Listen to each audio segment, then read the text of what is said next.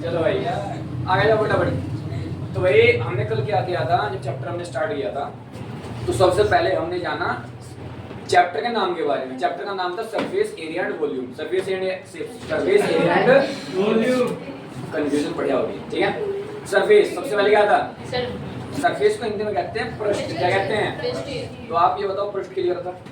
उसके बाद में सरफेस एरिया, एरिया में क्षेत्रफल क्लियर था। उसके बाद वॉल्यूम यानी कि आयतन। तो सबसे पहले हमें तीन टॉपिक जानने थे कि जी पृष्ठ किसको कहते हैं, क्षेत्रफल कब बनता है, और आयतन यानी कि वॉल्यूम क्या होता है। आयतन क्या होता है? जब कुछ भरने की बात होती है, यानी कि अगर मान लो हमारे पास एक गिलास है तो उस एक गिलास में कितना पानी आ सकता है, ये कौन बताएगा? उसका आयतन बताएगा। चलिए बात समझ में आ गई ना, क्लियर है? मैच्योरिटी वही पृष्ठ, क्षेत्रफल और आयतन, बात क्लियर हो गई। अब जैसे कि ध्यान से देखो, पृष्ठ क्या है? अब पृष्ठ में मैंने आपको बताया था इसमें क्या होता है कि जो रेखाएं होती हैं आपस में मिलकर एक भूभाग तय करती हैं। समझ नहीं आया? अरे जैसे कि ये लाइन है, ये लाइन है, तो पूरा एक भूभाग तैयार कर रही है जिसको हम टच कर सकते हैं। तो ये क्या था? पृष्ठ। और जब हम इसकी बात करें कि ये पृष्ठ है कितना, तो मतलब हम किसकी बात कर रहे हैं? क्षेत्रफल की। क्लियर है? और जब हम ये बात करें कि इसके अंदर भरा कितना जा सकता है, जैसे कि अगर मैं इसको ओपन करूं कितना भर सकते हैं, तो किसकी बात करते हैं? क्लियर है? ये सब बात करते हैं, थोड़ा सा आगे बढ़े थे। फिर मैंने आपको बताया सॉलिड शेप्स के बारे में। किसके बारे में? Solid shape. सॉलिड शेप्स किसको कहते हैं? ठोस आकृतियां। किसको? बात समझ में आ गई? यानी कि ठोस आकृतियों की बात की थी। जब ठोस आकृतियों के बारे में हम पढ़ रहे थे, मैंने आपको बताया था कि ये ऐसी आकृतियां होती है जिनका जो आकार होता है निश्चित, वो बदलता नहीं। जैसे ये है, अगर आप जब ट्यूशन आए थे सबसे पहले दिन, जो उसकी शेप थी वो अलग थी।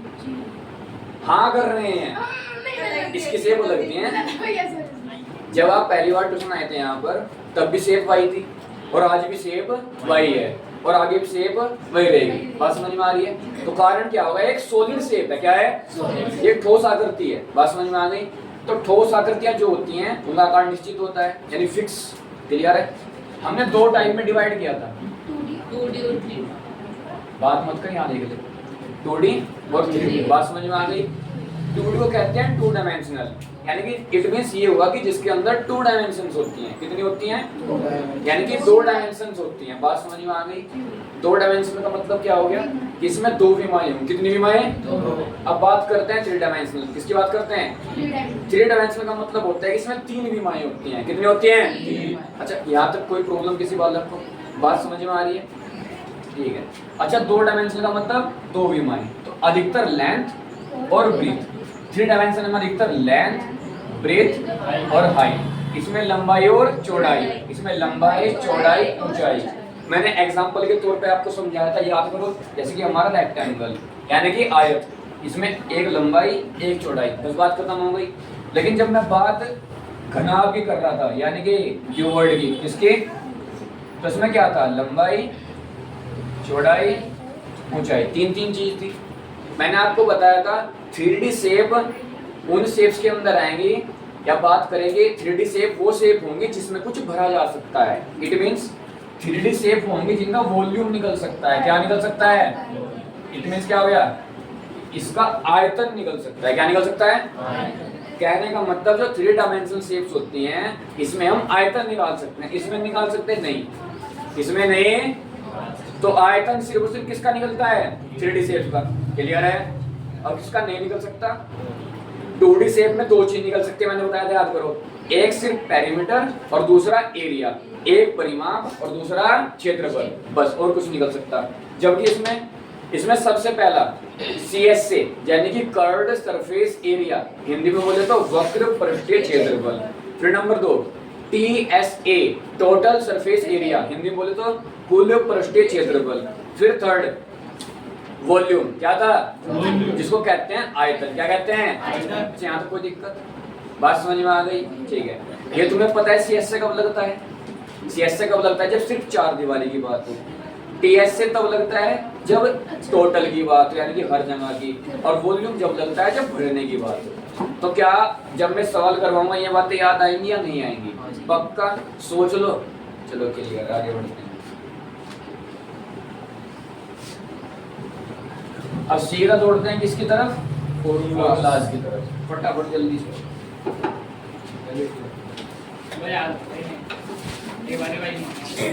चलिए फटाफट आ जाओ। CSC और Q वही सा वही चुप। सबसे पहले तो लिखोगे शेप्स यानी कि आकृतियां। क्या लिखोगे?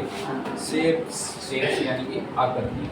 फिर इसके बाद आता है CS से कर्व्ड सरफेस एरिया। TS से वॉल्यूम इसके बाद TSA यानी कि टोटल सरफेस एरिया। इसके बाद आएगा इसका वॉल्यूम। क्या आएगा? वॉल्यूम नहीं समझेगा मेरी बात? समझ गए कोई प्रॉब्लम? आई हुई है किसी बात को? सारे बच्चे उतार दो। शेप को क्या बोलते हैं? आकृतियां। क्लियर है? CS को बोलते हैं वक्र पृष्ठीय क्षेत्रफल। अच्छा इसका मतलब तो समझ जाओगे, पृष्ठीय। इसका मतलब कुल पृष्ठीय। तो लिख ले 18 इसको कहते हैं आयतन। क्लियर है? बात समझ में आ गई? सबसे पहली आकृति इसे कहते हैं घनाभ या cuboid.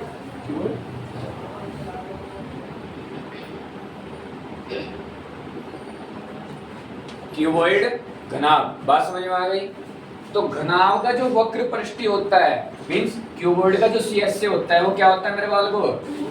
2 into L plus B into H। समझ नहीं आएगा? समझ गए कुल पृष्ठीय 2 into 2 into LB plus BH plus HL सही नहीं है? क्या अरे यही तो होता है। हाँ भैया सही है। Volume L B H। फिर इसके बाद घन।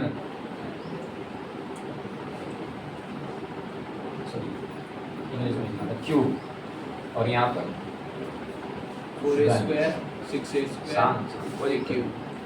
यहाँ पर 6A स्क्वायर और यहाँ पर AQ इसके बाद नेक्स्ट यहाँ पे आएगा। एक काम करते हैं, बेलन करते हैं। अरे कुछ भी लिख लो। बेलन क्या कहते हैं? सिलेंडर। यहाँ पर लिखते हैं इसको क्या कहते हैं? यहाँ पे CS से यानी कि 2 पाई R H और यहाँ पे 2 पाई R इंटू में R प्लस H और यहाँ पे लिखते हैं पाई R स्क्वायर H। इसके बाद शंकु मतलब तो कोण।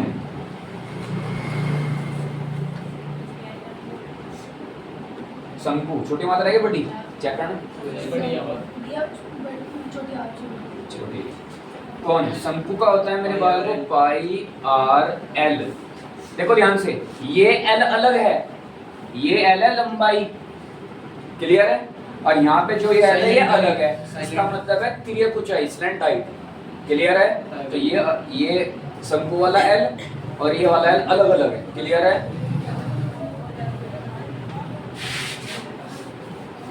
पाई R इसके बाद 3 पाई R स्क्वायर H ये क्या होता है? ये बेलन का हाँ आगे बात करेंगे। इसके बाद कोण के बाद आता है मेरे बाल को हेमिस्फीयर।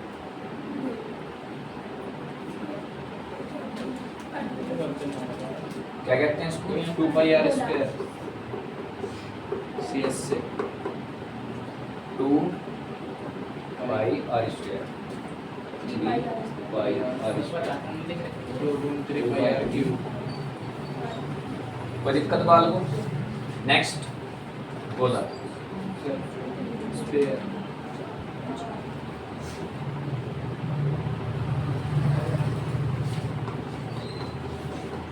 इसका होता है देखो ये लास्ट टाइम प्रश्न भी आया था ना, तूने किया था कि स्फीयर का CS से नहीं होता है, गोले का वक्र पृष्ठीय नहीं होता है। क्लियर है? मैंने पहले बताया था जो गोल होती है पूरी बंद होती है, उसमें चार दीवारी नामक चीज नहीं होती, वह सारी हो जब भी हुई इकट्ठी। समझ नहीं आ गया? तो उस पर सिर्फ और सिर्फ क्या होता है? टोटल सीधा कुल पृष्ठीय। फॉर्मूला क्या? 4 पाई R स्क्वायर और यहाँ पे 4/3 पाई R। समझे कि नहीं समझे? भैया अगर स्पेयर का वो पूछ लिया CS से CS से आने का ही नहीं। टेंशन मत ले, जब मैथ में नहीं दिया तो क्वेश्चन भी नहीं आएगा। क्लियर है? हाँ भाई बालू को पहले तो ऊपर को उठा रखा है, एक अलग से लिख लो। क्या? देखो ध्यान से, यहाँ पे सारे समझेंगे, बाद में उतारेंगे, एल स्क्वायर उतारने का टाइम दूंगा, टेंशन मत लो। भैया एल का पूछ जोकर वाली टोपी देखी है, यानी कि कौन, क्या कौन, कौन नहीं, CO यानी कौन, कौन मीन शंकु। तो शंकु में नीचे की साइड होती है रेडियस, यहाँ पे होती है हाइट, और जो तिरछे वाली होती है इसको बोलते हैं स्लैंट हाइट। क्या बोलते हैं? यानी कि हिंदी में कहते हैं तिर्यक ऊंचाई।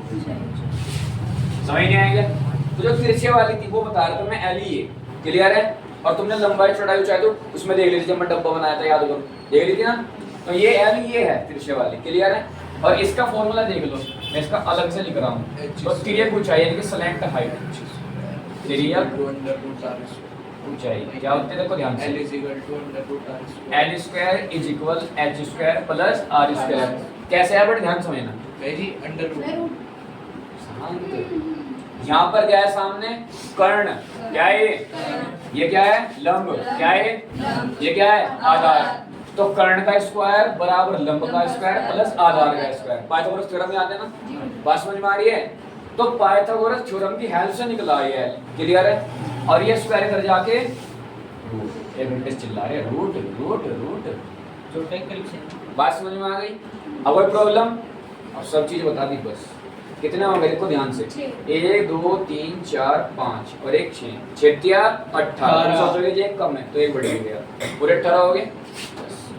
ये 18 फॉर्मूलाज हैं, जिसने 18 के 18 फॉर्मूले समझ लिए या कहीं तो सिर्फ एकदम याद कर लिए, क्वेश्चन में कोई दिक्कत। अब क्या करना है? बस क्वेश्चन को समझना है कि कहाँ पर क्या लगाना है। क्लियर है?